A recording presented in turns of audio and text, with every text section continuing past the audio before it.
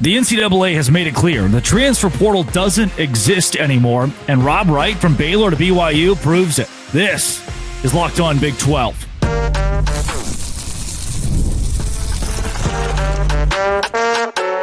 You are Locked On Big 12, your daily podcast on the Big 12 Conference, part of the Locked On Podcast Network, your team every day.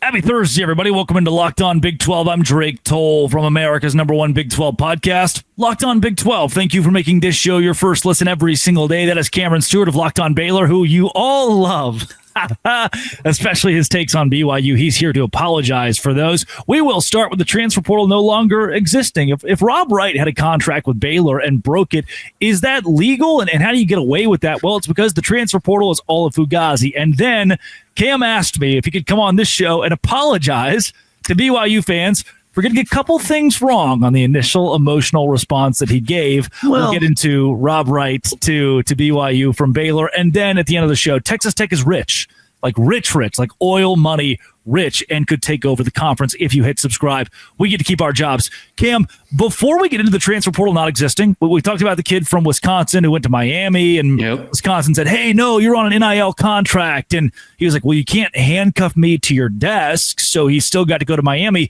If a player signs a contract or a player unenrolls from a school and re-enrolls somewhere else, that's just them leaving, bypassing the transfer portal. All of these contracts, the portal itself is just kind of fake. Well, yeah, this because the contracts are NIL agreements. They're not employer contracts like you or I would sign to work in a job, and there's non-competes and all this stuff. That's just not the way it is in college sports. By the way, and I know you're already on a tangent that I think I'm going to agree with in full, but if you worked at Deloitte, you have a 3-year contract with Deloitte, and you quit after year 2, they can't chain you to the desk for a year. That is also true. Because trust me, working in local news, I've looked into that quite a bit, or had to at one point. So yeah, that is the thing. They're not going to arrest you. Obviously, with media jobs, it gets a little bit different. But yeah, and that's essentially the loophole they use as college athletes. Like, look, you have this agreement in place to pay me, but here's the deal: you don't have to pay me. Yeah. I'm going to go somewhere else and get paid probably more, right? So you don't have to pay me for that. So that's how they get around it. That's why this whole thing is fugazi until the NCAA inevitably, because they will at some point, make these student athletes employees of the university, and then it gets interesting. But until then, yeah, they don't have that. There's nothing that completely binds them to it. So the rumor was that Rob Wright signed a contract with Baylor. The coaching staff at the university expected him to come back. What is a contract? In the era of NIL, you can't really legally bind it to the university itself. You cannot sign a 2-year letter of intent with Baylor. You can sign a 2-year deal with Bert Kolch and Ford, but that's a lot different than what you're actually selling yourself to the university for. So the folks that are upset with this, again, I want to go back to, these aren't contracts to Scott Drew or to the director of operations.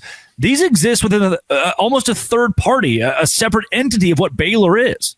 Yeah, and the reason why I'm upset and why all Baylor fans are upset is, like, we're not asking for Rob Wright to be arrested. Okay, we're not calling for that.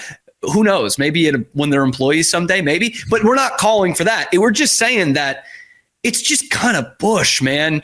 I mean, like, being 18 and being thrown $3.5 million at you, we all know what we would probably do in that case, right? And that's why I'm like, I do have some sympathy for Rob Wright in this situation as, one of, if not the oldest kid, because he's the third, of a big family. The dad's brokering the deal. There's not much the kid can do there, right? He's already committed to this quote unquote contract. So he signed something, again, not tying him, not handcuffing him to the desk, but he signed something that's basically said, I'm going to come here next year. Yeah, I'll get paid this for NIL for doing all of this. So that's why it's slimy, which is the word that all the fans did not like. The BYU fans didn't like. He's not the first person to do it in college basketball. This BYU was not the only school he talked to. It was not the only school that was bidding against each other, so to speak, and bidding against what Baylor was doing. But yeah, I mean, technically within the laws, he could do that. But it doesn't mean we're not going to get upset about it. Sure, and it doesn't mean that it's necessarily the upstanding thing to do when you give your word. Okay, I don't care if you're 18 or 35. When you give your word as an adult, you sign a contract. You're saying, I'm going to do this thing. Now, I've signed contracts before that were a year long, and then 6 months you get a better offer. You go somewhere else in life. It's what you do. It's how the workforce operates. So I'm not going to say he had to stay at Baylor, but there's a fan base that expects nobody at KCEN and Waco is like, oh, you signed a 2-year deal with KCEN. Why did you leave after a year? Right? There's a fan base that has a vested interest in what you do for an athletic program compared to our everyday jobs. That's what's different. What I don't know if we can actually distinguish here is like, is anybody bound? Can we ever guarantee a player will be at a university more than a year? Because it seems like whether you're JT Toppin at Texas Tech or you're Flory Badunga at Kansas, there was really no guarantee they had to come back no matter what they've signed, because the university has no bind over you for more than one season. Yeah, the answer is no. No, we can't bind them. Probably, I mean, I'm no lawyer, but probably until we get that employee moniker to it. No, can't bind them. And you see it like, Rob Wright leaves my school, right? And that's why I don't like it. That's why our fans are calling it, slimy and backdoor, and that's what we're saying. But Flory Badunga, a good example there from Kansas, uses it as leverage, right? He entered the portal and he listened to other offers. Kansas ponied up the money and he's staying at Kansas. It's not a love for the Fog or for Lawrence or the fact that Wilt Chamberlain played there 70 years ago. It's the fact that they ponied up more money. So this is where it is a lot like pro sports, which we hear all the time, but without the being tied down to an actual contract like you would be in pro sports. So yeah, I mean, Rob Wright, this is not the only example. BYU is not the only example. It's what college sports is now, but it doesn't make it fun, doesn't make it right. And there are some things that, that they can do, like Flory Badunga, what he does as a 19-year-old at Kansas. That's something we couldn't do if we were working at KCN in Waco. To just go into this portal, find out who wants to bid more, and then like, oh well, you know what? I actually really want to stay here all along, so I'm glad they paid me more money. It doesn't work like that in other facets of life. But yeah, the short answer is no. Nothing ties them down right now. And I imagine that's got to be frustrating for coaches and player personnel directors and athletic directors. It's got to be frustrating. But when you throw out that power to the players, which we were all on board with at first because they were getting so screwed for so long, but you just throw out that ultimate power to them and don't put any other guidelines in place, of course this was going to happen. Yep. In the NFL and the NBA, if you sign a 3-year deal, you're at least bound to something. And it doesn't mean you have to be tied to that team necessarily. You can break contract. But if you do, then there is a penalty. The organization benefits somehow from this contract being broken. In college basketball, it doesn't seem that way. Right. And like most of the time, you see holdouts all the time. They're not playing. They're putting that part of their career at risk. College basketball and college football, you don't have to do that. You can just break the contract and become a free agent, which you can't necessarily do in pro sports. And like you say, there's buying outs of contracts and teams taking on salary. There's comp picks in other sports. There's all kinds of things you can do at the pro level. In college, it's nothing. You lose. It's like the end of Willy Wonka and the Chocolate Factory. You lose. You get nothing. Coming up, Cam might be a little sorry for the initial approach. Maybe. This is Locked On Big 12, part of the Locked On Podcast Network, your team every day. Hey, today's show is brought to you by FanDuel. FanDuel is where I go to make money. FanDuel is where I go to bet on Baylor at plus 4,000 to win the NCAA basketball tournament next year, or it's where I go to bet on BYU to do the exact same. The NBA playoffs are also coming up, and FanDuel is giving new customers an incredible way to get in on that action right now when you join FanDuel and place your first $5 bet. You'll get $250 in bonus bets if you win. I love how FanDuel makes betting easy, whether it's picking my favorite team or player props, 3-pointers to steals and assists, or betting on Luka Doncic. FanDuel has so many ways to get in on the action. Go to FanDuel.com. Claim your $250 in bonus bets today. Don't miss out. Go to FanDuel.com and download the FanDuel app. Visit FanDuel.com. Do it today. Cameron Stewart of Locked On Baylor. There is grace and forgiveness abound. Yeah, I came to you today. Drake. I reached out to you first after hearing your BYU opinion about the Rob Wright deal, and I was like, "What do you?" In a nice way, I said, "What are you talking about? Can you please walk me through why you're thinking the way that you're thinking?" And it seemed as though you were ready to walk a couple of things back, or at least clarify different points as Rob Wright is leaving Baylor for BYU for an alleged $3.5 million. This is not unlike when Seinfeld was it Letterman, and it's the day after the Michael Richards fiasco, and he brings him on to apologize. I'm so grateful that you used your platform to give me this opportunity. I'd like to apologize to the BYU fans. I'm trying to be the bigger man here, and there's been a lot thrown around since I put out the breaking news of Rob Wright going to BYU and kind of all that came with it in the whirlwind, right? You know, I've been called a lot of things, Drake, in the comment section, man. I've been called immature. I've been called stupid. I've been called disgusting and ugly. And then I had to kick my family members out of the comment section so I could see what the BYU fans had to say to me. I understand BYU fans were upset about this. Mainly the line they're upset about was something that I threw out as like a complete throwaway line. I thought pretty clearly sarcastic that BYU is funneling millions the LDS Church is funneling millions of dollars to pay for BYU basketball players. I don't think that's happening.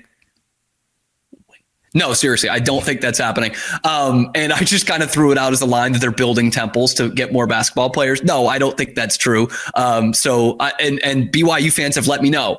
There's been about 400 of that comment alone on the last two videos. So, I'm going to be the bigger man here. You know me, Drake. I'm sarcastic. I throw out these lines. And most of the time, 9 times out of 10, I say, screw you. That was clearly a joke. This time I'm going to be bigger than that. I'm going to say, sorry. I didn't mean to offend the LDS Church and the great people of BYU. Their fans have been awesome to this channel, I know, and on my channel as well. So I didn't mean that.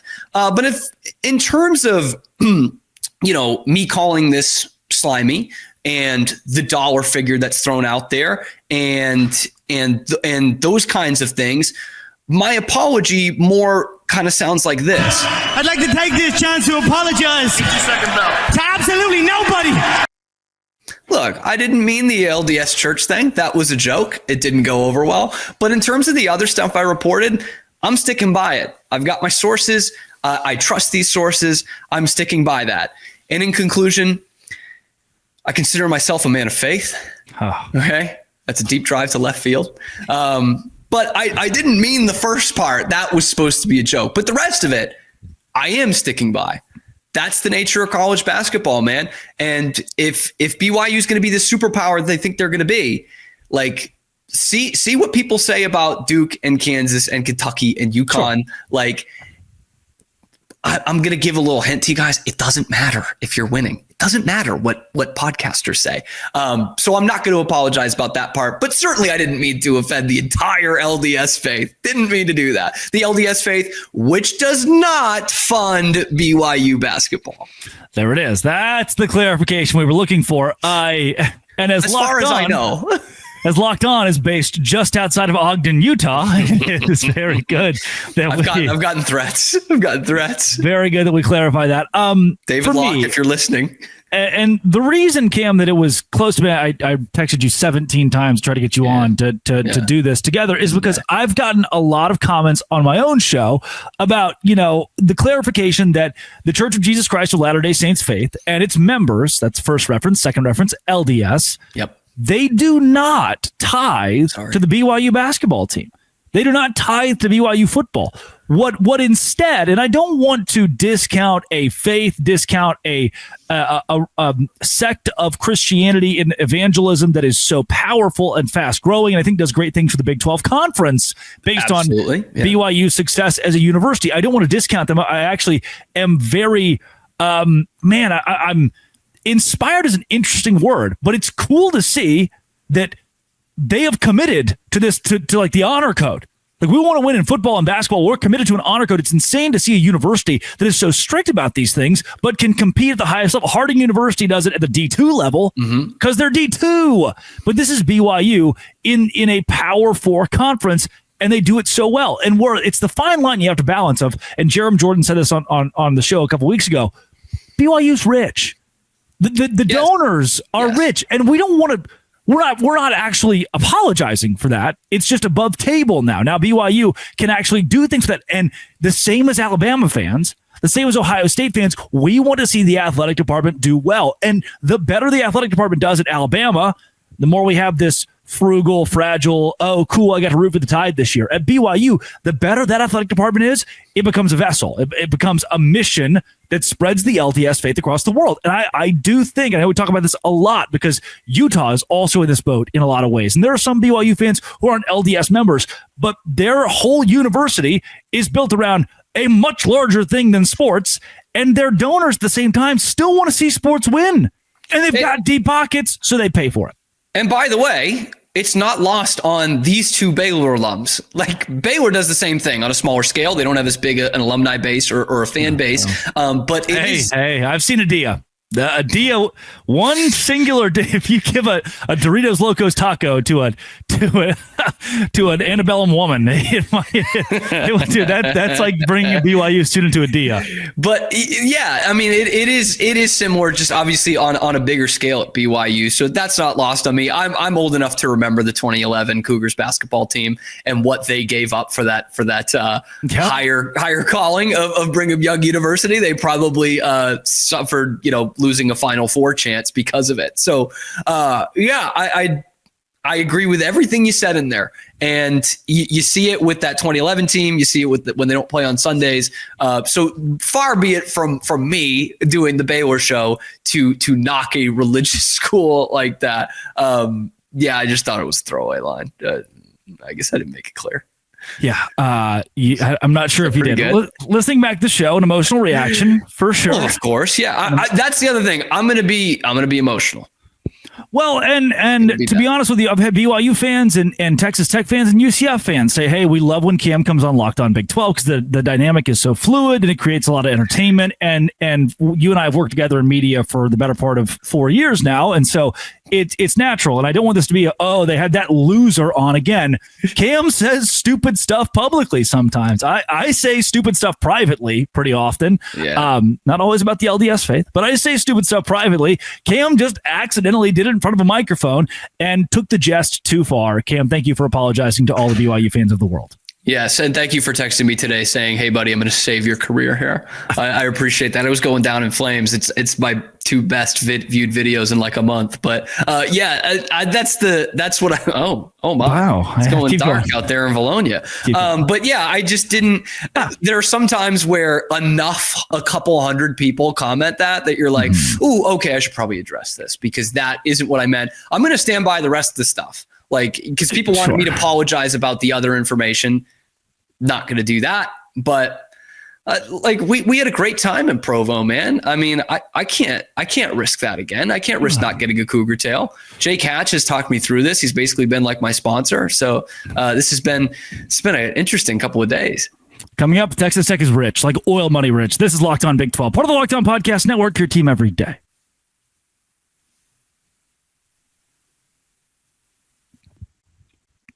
Texas Tech is rich. Like, there's rich, and then there's Texas Tech right now in college football and college basketball. From adding one of the best transfers in the transfer portal out of Stanford to JT Toppin coming back, if there is one thing we've learned about the Red Raiders, it's that word, that phrase, that thing they have called the Matador Club is going to take them to new heights in the Big 12 Conference and new heights in college basketball and college football.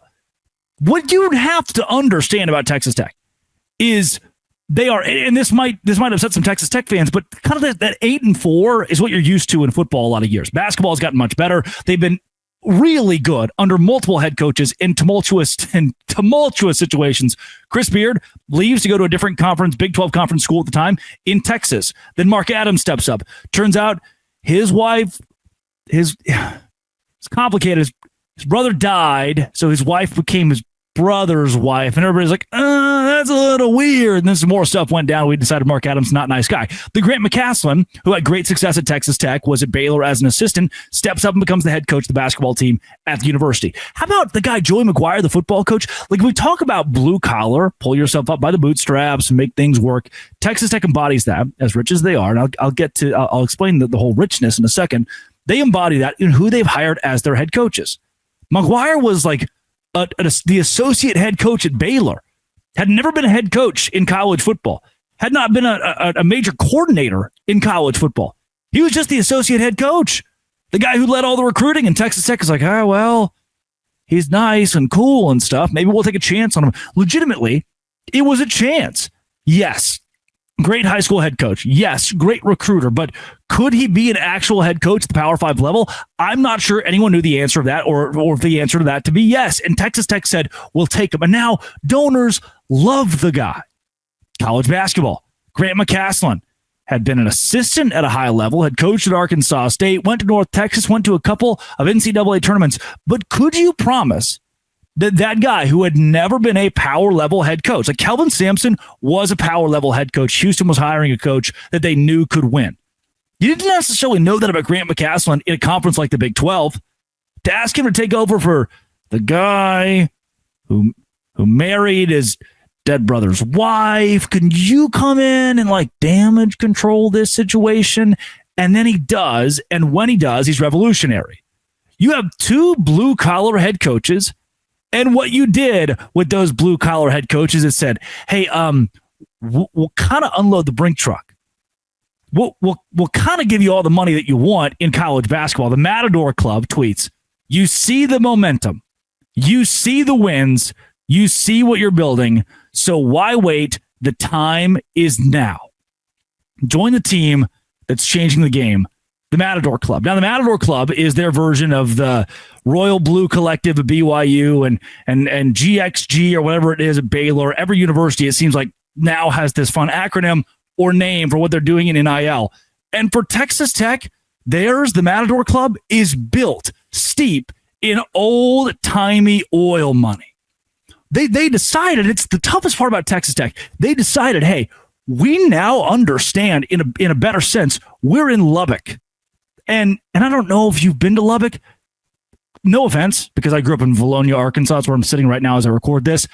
It's kind of the middle of nowhere. There's not a lot going on. I love it that way. I personally prefer that. I've been to the airport in Lubbock. There's one like country restaurant. They play insanely good, like George Jones or Sleep at the Wheel music, or they have Robert Earl Keen on in there.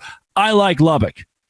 Your average point guard probably not going to step foot in Lubbock and be like, you know what?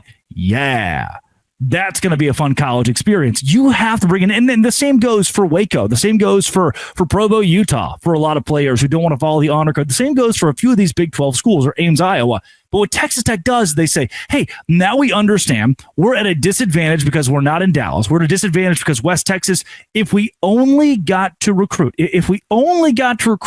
kids from around the Lubbock area, this wouldn't go very well. I mean, Texas is known for basketball. It's known for football. But a starting 5 from Lubbock, a starting 11 from Lubbock, they're not going to win. So donors understood. The starting 5 from Dallas, 11 from Dallas or Houston or even Austin now or San Antonio, they got a fighter's chance. Lubbock, no. So donors decided, hey, if we're not a destination place, if we're not a destination university, but there's oil in them hills. Oh, well, there's very few hills. But there's oil in that ground. Let's take that oil out and give it to the university and see Texas Tech win. Because prior to this, you struggle to understand how a university in Texas could not win at a high level consistently in football and basketball. For me, it's easy. Lived in the state for 5 years. Quickly understood, it's because Lubbock is kind of separated from the athleticism of Dallas, from the athleticism and the hustle and bustle of Houston. It's just kind of on its own island, and it's inconvenient to get to. Hey, you want your grandma to see you play every game and you live in Frisco? Probably not going to Texas Tech. Probably going to SMU or TCU, maybe Baylor.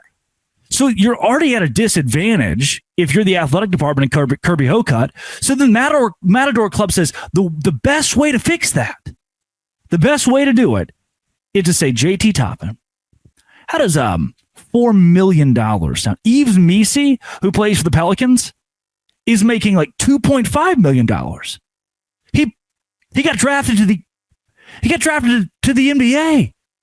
And JT Toppin, for staying at Texas Tech instead of being drafted 27th overall, will make more money than Yegor Demon, who's leaving BYU to go to the NBA draft and will likely be drafted 27th overall.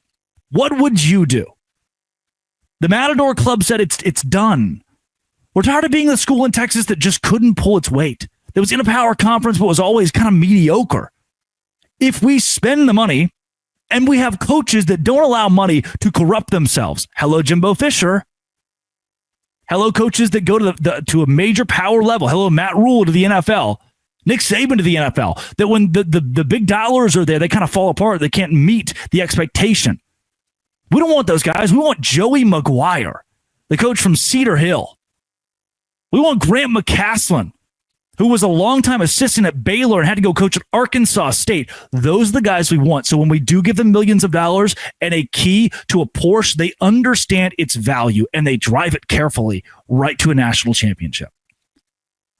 BYU has the Church of Jesus Christ of Latter-day Saints. Utah has recent football success. Orlando has Disney World for UCF. Cincinnati has blue-collar fans that will give. Fort Worth, TCU. There are places, and Houston is in Houston. There are places in the Big 12 that will dole out large sums of money to compete. But Texas Tech, they're doing it differently. They're giving more. Patrick Mahomes is committed to winning, and that university is going to keep winning as long as the Matador Club is supplying them with dollars. And in this era of college football, gosh dang it, man. Good for you. Like, go win. If that's what you want to do is win, pay for it. If you've got the money, pay for it. No one should be upset or mad at Texas Tech or mad at BYU or mad at Baylor for doling out insane amounts of money in NIL, because that's just, it is what it's giving you is wins in football, which is always going to be good if you're a fan. Winning is fun. So there it is. This has been, it always will be. Thanks for making it your first listen every single day. Locked On. I keep doing that wrong. Thanks for making it your first listen every single day. Dose Grande.